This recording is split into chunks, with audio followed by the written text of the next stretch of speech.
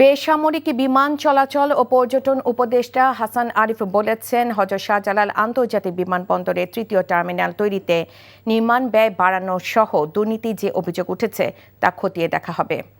সকালে রাজধানী একটি হোটেলে বিমানবন্দরের তৃতীয় টার্মিনাল বিষয়ক গোল টেবিল বৈঠকে এসব কথা বলেন।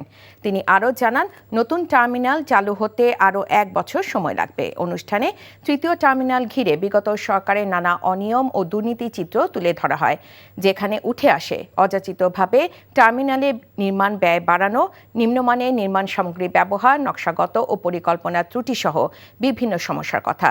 বিশেষ করে টার্মিনালে গ্রাউন্ড হ্যান্ডেলিং থেকে শুরু করে নানা সীমাবদ্ধতার কথাও জানান বক্তারা। 30,000 কোটি টাকা যে খরচ, সেই খরচের বিষয়টা আসছে, ব্যয় যেটা হয়েছে।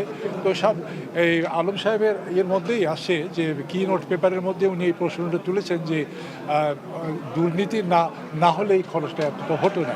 তো সেটা নিশ্চয়ই আমরা খুঁটিয়ে দেখব। বাংলাদেশ বিমান এত বড় একটা কর্মযজ্ঞে তাদের দক্ষতা এবং সক্ষমতা আছে কি নেই, এটা প্রাথমিকভাবে একটা পারসেপশনের বিষয়। তার কারণ আমরা বিমানের যে সার্ভিস এতদিন পেয়ে আসছি সেটা মনপুত না।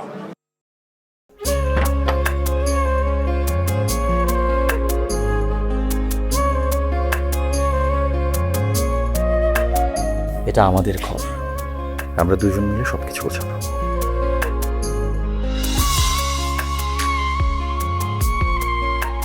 বাহ, এই ঘরটা এতদিন মরে আসছিল, নতুন বউয়ের হাত পরে একটা চক চক চক চক করতেছে। যদি কখনো কোনো ঝড়ে সেসব এলোমেলো করে দেয় তাহলে? আরে তুমি আসছো, তোমার বউয়ের হাতে রান্না খুবই চমৎকার। এলাকাটা ভালো না, একটু সবকিছু চোখে চোখে রাখেন। আমার খাওয়ানিও তোমার কোনো চিন্তা করতে হবে না। এই যে চুড়ি দিয়েছে, শাড়ি দিয়েছে না যেগুলো, তার কাছে যাও যাও যাও, সরো সরো। পৃথিবীতে মানুষের সম্পর্কের বড় সমস্যা কি জানো? ভুল বোঝাবুঝি।